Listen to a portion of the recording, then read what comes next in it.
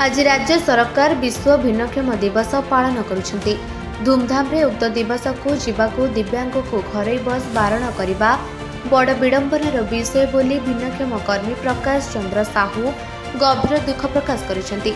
घरोई बस रे दिव्यांग व्यक्ति को चढ़ाऊ नाहंती, जदि चढ़ाती सीट दियंती नहीं और रिहाती मागिले ओल्हे दियंती और गले पूरा पैसा वसूल करी खराब व्यवहार करंती और सरकारी बस रे धार्य थिबा आरक्षण सीट दियंती नहीं और बस पूरा खाली थाई जानिशुनी बस रा शेष सीट दियंती और बस छात्री छाड़िबा और ओल्हाइबारे साहाय्य करंती नहीं।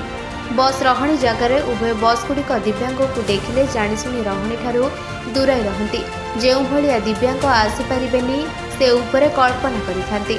एही परिप्रेक्षी रे विहित कार्यानुष्ठान करने सह समस्त घरोई और सरकारी बस भितर बस स्टॉप रे और बस स्टैंड रे दिव्यांग मानक सुविधा और परिवहन यातायात पर सेमानक अधिकार और रिहाती घोषणा संबंधी सनदपत्र फलक लगाई आंचलिक परिवहन अधिकारी को श्री साहू नेतृत्व में दिव्यांग हापी शिव भोल दिवाकर व्यक्तिगण भंजनगर आंचलिक परिवहन अधिकारी भागीरथी नायक को दाबीपत्र देइछंती।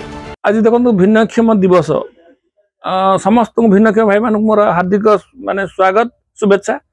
आमर अधिकार बाटवरण हो देखो आज आम आंचलिक परिवहन भंजनगर द्वारस्थ होलु जेहेतु घरे बस रे आमको माने नियंती नहीं, जदि नियंती जबरदस्त माने भावे पैसा नियंती रिहाती आमको दियंती नहीं, आमको सीट भी दवा भी मना करती। आम माने भिन्नक्षम देखिले गाड़ी बहुत दूर रखती जमी आम प्रवेश करूनु आ गंतव्य जावा आसवाई आमको माने बारण करती।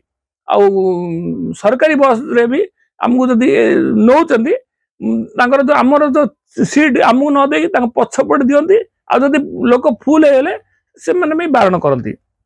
से उद्देश्य रे बर्तमान आम द्वारस्थ आरटीओ जेहेतु आरटीओ आमर कहते से मीटिंग करी आर समाधान करने बर्तमान आम चाहूँ ए दिगरे प्रशासन जत्न हवा। अच्छा, भिन्नक्षम मानक साधारणतः स्वतंत्र संरक्षण स्थान थाए बसिया पे सीट रिजर्व थाए। हम दुईटी सीट अच्छी बर्तमान सरकारी बस रे सब माने प्राइवेट बस रे भी दुईटी सीट अच्छी, मात्र से सीट आमको ना मिलुची ना आमर अधिकार विषय सचेतन से सरकार अनुरोध करछि प्रति बस स्टैंड रे बर्तमान आमर भिन्नक्षम अधिनियम अधिकार जो अधिनियम माने सनद पत्र सिटीजन चार्टर मारिक आम भिन्नक्षम को जनातु फल समस्त उपकृत हो पार। आम कहबार उद्देश्य आरटीओ ऑफिस को आम आसलु धाई जे आमती आरटीओ प्राइवेट वाला आमती नेबा आनिमा आमती करना कि प्राइवेट नेबा आनिमा करना घरे बस आमको नेबा आनिमा करथिले आम उपकृत हो पारथांतु से आरटीओ ऑफिस को आम धाई आसु। आरटीओ कौन कहले? आरटीओ कहले जे ए कथा आपण मानकु पर कहबी बोली। भंजनगर पुरुषोत्तम महापात्र रिपोर्ट निरपेक्ष न्यूज।